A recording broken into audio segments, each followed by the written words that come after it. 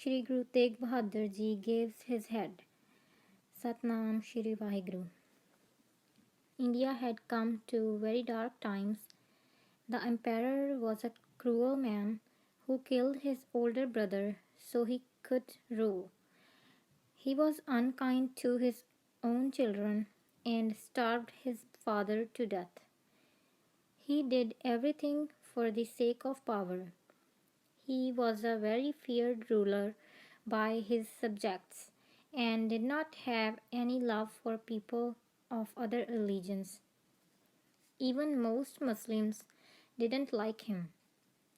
He asked his advisors, "What do I have to do to gain the trust of my fellow Muslims?" "I will do whatever it takes," he was advised. "There is only one way to gain the trust of all Muslims. That is, by converting Hindus to become Muslim. Destroy Hinduism from the root. The center for Hindu practice is in the land of Kashmir. Convert them first. Once they are Muslims, all others will follow." Aurangzeb issued orders to give offerings to his holy city to show how religious he was. He ordered all the musical instruments destroyed. May music never be heard again. He introduced a tax for all non-Muslims. Collect the holy tax from all non-believers. He also made orders to convert Hindus to Islam. If a man converts to our religion, give him money. If a woman converts, give her half as much money.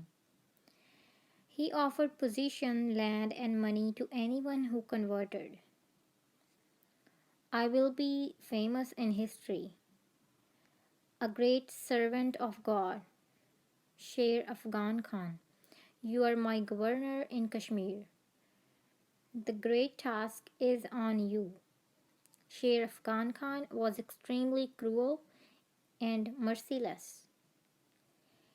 He have the Hindus two choices. Either they can change their religion or they can die. Many Hindus refused to convert and they were killed. Fear spread all over India like a dark cloud. One Pandit prayed from the bottom of his heart, "Holy gods and goddesses, I am being forced to turn against you, or I will be killed. I shall not betray my faith in you. What can I do? I am your child. Save me, save us all from the oppression." He had a vision. A heavenly voice spoke to him.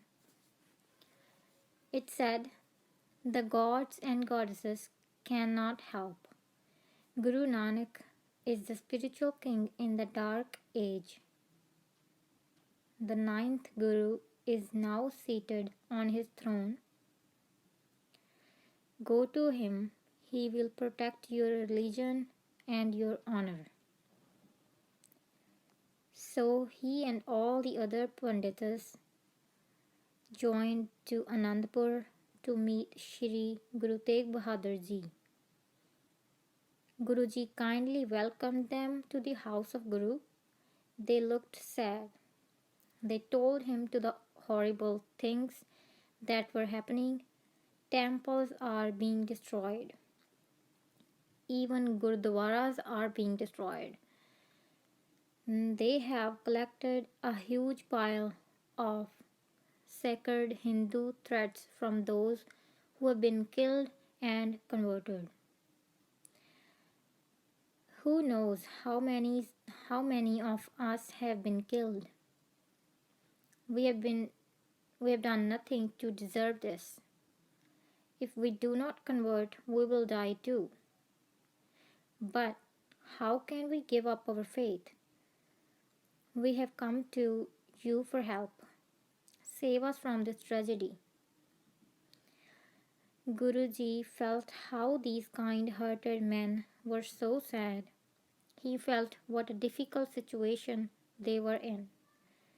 Just then the Guru's son walked in. Gobind Rai was about 8 years old. He saw all of this sadness. He hugged his father and asked Pitaji, why are these kind men so sad? Guruji answered, my beloved son, the emperor is forcing them to give up their religion and under threat of death. There is no end to their misery. Gobind Rai asked, what is the solution? And his father answered, these rulers, they are acting like animals. Their hearts are frozen. They need to be softened. Their hearts need to be warmed.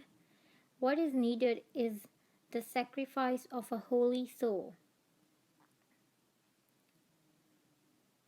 Innocent Gobind Rai said to his Guru father, dear Pitaji, in this dark age, who is more holy than you? Go and offer yourself. Save them. Guru Tegh Bahadur knew what needed to happen and he welcomed it as God's will. Guruji had a message sent to Emperor Kirparam, Ahem Emperor Aurangzeb, the ninth Guru. Guru Tegh Bahadur Ji is now seated on throne of great Baba Nanak.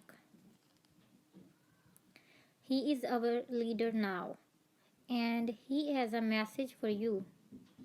If you can convince the Guru to join your religion, then all of his Sikhs will convert. All us Hindus will convert as well. Aurangzeb was happy to hear this. All the Sikhs and Hindus are going to convert. It's like a dream come true. God is great. Guruji was summoned to Delhi and on his honor he went. On the way to Delhi, Guru Tegh Bahadur Ji shared the Naam with all people. The words of the Guru were welcomed just like water is welcome in a desert. This world is not real, it is like a dream. The only thing that is real is truth. Give up your life, but do not give up your faith. When the Guru finally made it to Delhi, the emperor tried to convince him to give up his religion. Become Muslim and you will be famous and great prized in my court. You will be rich and have everything your heart desires. But Guruji replied, my heart desires to live just as God wills me to. The emperor didn't understand the Guru's message. But I'm doing God's will. The Most High God came to me in a vision, so now I have to convert the whole world to be Muslim. Guruji told him the truth. I don't know what God you're talking about, but if the one God wanted only one religion, then why is there more than one religion in the first place? Everything is the will of Creator. That is why we all must follow. The Divine has willed that there will be Hindus, Muslims and Sikhs. Aurangzeb didn't like the Hindu religion, but the Hindus worship statues. This is an utter. Guruji shared the Guru's way. I do not believe in idol worship either, but everyone is a child of God. Everyone should be free to worship as they wish. Aurangzeb failed to convert Guruji, so he tried something else. Well, leader of Sikhs, if you are such a man of God, then you should perform miracles to prove it. A man of God can always do miracles. Guruji refused. I will not do any miracles. To undo what the Creator does is an insult of the heavens. My heart has no greed. I do not want your positions or your wealth. I will not change my religion. Do what you want with me. The emperor was impressed with the Guru, but that was not enough for him to change his nature. You must make an example out of him. He has not converted to Islam, nor performed a miracle as you told him. If you let him live, his life will be an insult to you. Aurangzeb became angry that the Guru would not convert or perform a miracle. Take him and torture him until he submits. The Guru was tortured, but he didn't shake a single bit. In fact, he looked happy. Lord, your will is sweet to me. One of the Guru's Sikhs was slowly and painfully tortured to death in front of Guru's eyes. But nothing could change Guruji. All the Guru sees is the hand of God at work. His life was almost over. He was tortured and in chains, and even then he wrote divine poetry. Every moment not spent praising the Creator is a waste of time. Says Nanak, O my soul, love the one like a fish loves the water. A servant was sent to the Guru's house with a message from Guru. Tell my family, son, and Sikhs to not worry for my life. These rulers became great from good actions in their past lives. They are destroying their legacy with their wrong actions now. If they spare my life, their empire will last long. But since the ruler has set himself to do some bad deeds, his empire will start to crumble. My body will die soon. It's not bad. We must all be happy with the God's plan. The servant returned to the Guru's house and told them what the Guru said. He also showed them Guru's poetry. The young Gobind Rai read a line his father had written. My strength is gone. I am bound down. I cannot do anything at all. Says Nanak, help me now, one Creator. You are my only support. Gobind Rai smiled and composed his own version of this line. My strength has come, my bonds are broken, I can do everything.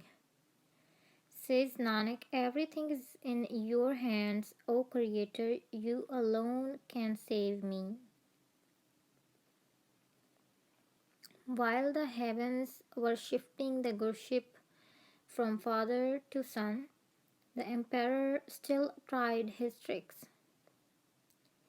Tell the Guru, if he converts, he will be given a very high position. he will be happy. If he do not, he will die. This is final. But Guruji was courageous. I will not give up. The threat of death does not scare me at all. I am ready to die happily. Aurangzeb issued the death penalty. Just kill him. Chop off his head. Guruji showed us the meaning of courage.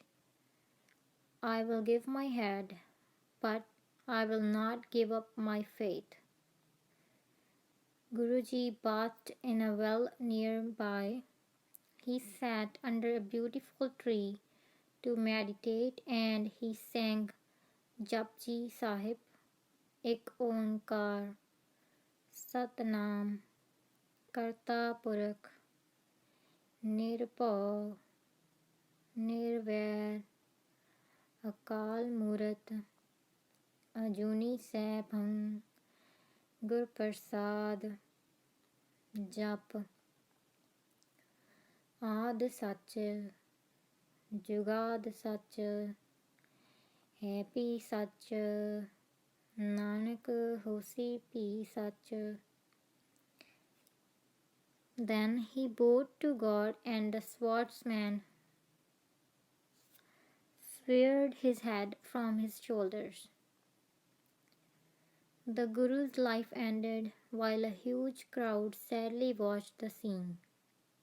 The people cried, but the heaven cheered. Just as a raindrop merged in the ocean, his soul merged in the heavens. Waheguru ji ਕਾ ਖਾਲਸਾ ਵਾਹਿਗੁਰੂ ਜੀ ਕੀ ਫਤਿਹ।